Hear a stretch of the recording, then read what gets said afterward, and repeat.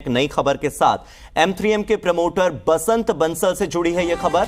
बसंत बंसल को enforcement directorate यानी प्रवर्तन निदेशालय ने गिरफ्तार कर लिया है। बसंत बंसल रूप कुमार बंसल के भाई हैं। रूप बंसल को पहले ही गिरफ्तार कर चुकी है ईडी। साथ ही ईडी ने बसंत बंसल के साथ पंकज बंसल को भी गिरफ्तार कर लिया है। पिछले हफ्ते रूप कुमार बंसल की गिरफ्तारी हुई थी। रूप बंसल को मनी लॉन्ड्रिंग केस में गिरफ्तार किया गया था। ये सब M3M के प्रमोटर्स हैं।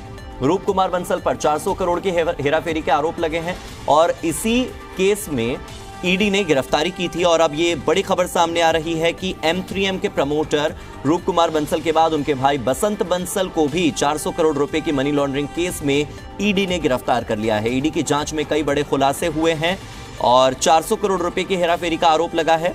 आपको बता दें कि प्रवर्तन निदेशालय ने M3M और IREO ग्रुप के ठिकानों पर इन्वेस्टर्स से लेकर जितने भी लोग जुड़े हुए हैं उन पर छापेमारी की थी और उसके बाद ये बड़ा एक्शन हुआ है।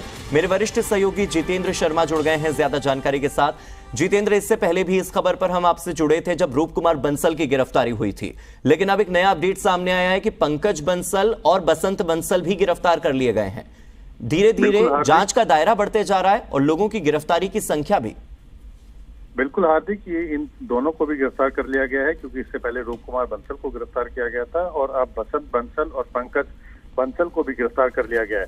हालांकि इन दोनों की गिरफ्तारी पर हाईकोर्ट से रोक लगी हुई थी, लेकिन जो जानकारी मिली है उसके मुताबिक ईडी क्योंकि इनकी गिरफ्तारी चाहती थी, जांच के लिए बेहद जरूरी थी इनकी गिरफ्तारी, तो इनको दूसरे मामले में गिरफ्तार किया गया है जिसमें आरोप ये लगे थे कि किस तरह से ये जुडिशरी को मैनेज करने की कोशिश कर रहे थे और इस पूरे जो मामले की जो जांच ईडी कर रही है उस पूरे मामले को लेकर के कहीं ना कहीं ये प्रभाव डाल करके खत्म करने की कोशिश कर रहे थे और उस मामले को लेकर के भी ईडी ने अपनी जांच शुरू की है। लेकिन जो ईडी का जो मेन जो इसमें जांच का जो दायरा रहेगा मुख्य तौर पर वो 400 करोड़ रुपए जिस तरह से इन्वेस्टर्स के और बायर्स के जो शिप ऑन किए हैं उनको डायवर्ट किया है, उसी को लेकर के जांच का दायरा मुख्य तौर पर रहेगा। और उसके अलावा किस तरह से इस पूरे मामले को कहीं ना कहीं दबाव डाल करके खत्म करने की कोशिश की जा रही थी इन दोनों की तरफ से, उसको लेकर के आगे जांच की जाएगी।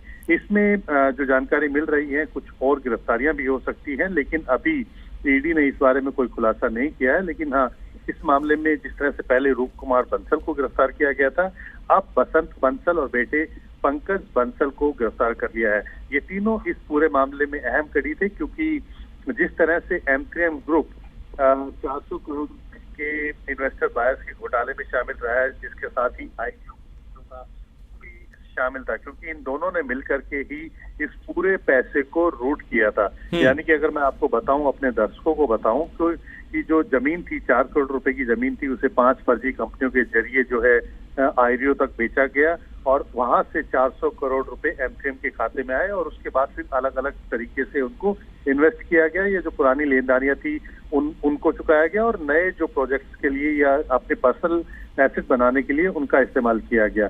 तो जो इन्वेस्टर्स का और जो बायर्स का जो पैसा था उसको अपने पर्सनल गेन के लिए यानी खुद के लिए जो इस्तेमाल किया, यही आरोप था और इसी के बाद ईडी ने अपनी जांच मनी लॉन्ड्रिंग का मामला दर्ज करके शुरू की थी। जितेंद्र, इससे पहले जो छापेमारी हुई थी तब भी हमने देखा था Bentley, Rolls Royce, Lamborghini, Mercedes, Maybach, ऐसी कई लग्जूरियस गाड़ियां इनके पास से मिली थी और भी बहुत सारी ऐसी चीजें थी जिनकी कीमत लाखों में नहीं बल्कि करोड़ों में थी।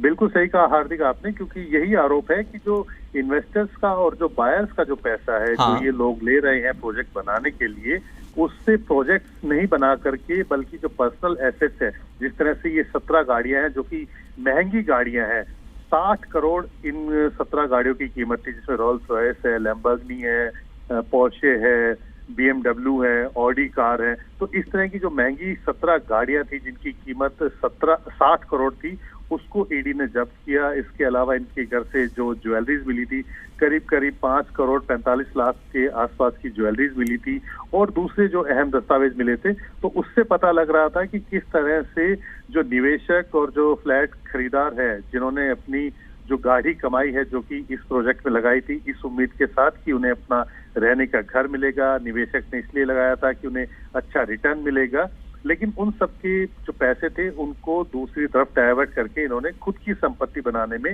इस्तेमाल किया। और इसके अलावा जिस तरह से जब मामला दर्ज हुआ, क्योंकि इन सब लोगों ने जब शिकायत दर्ज कराई पुलिस के पास, उसके बाद ईडी ने भी मनी लॉन्ड्रिंग की अपनी जांच शुरू की।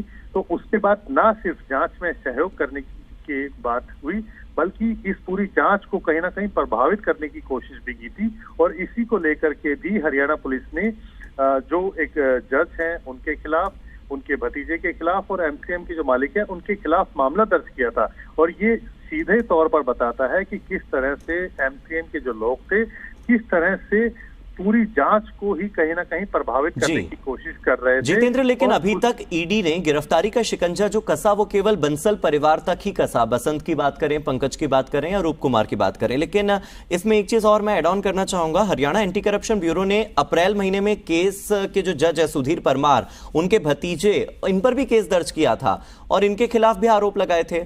क्या अब ईडी की जांच उस दिशा में भी जाएगी? हरियाणा एंटी करप्शन ब्यूरो से कोई मदद ली जाएगी?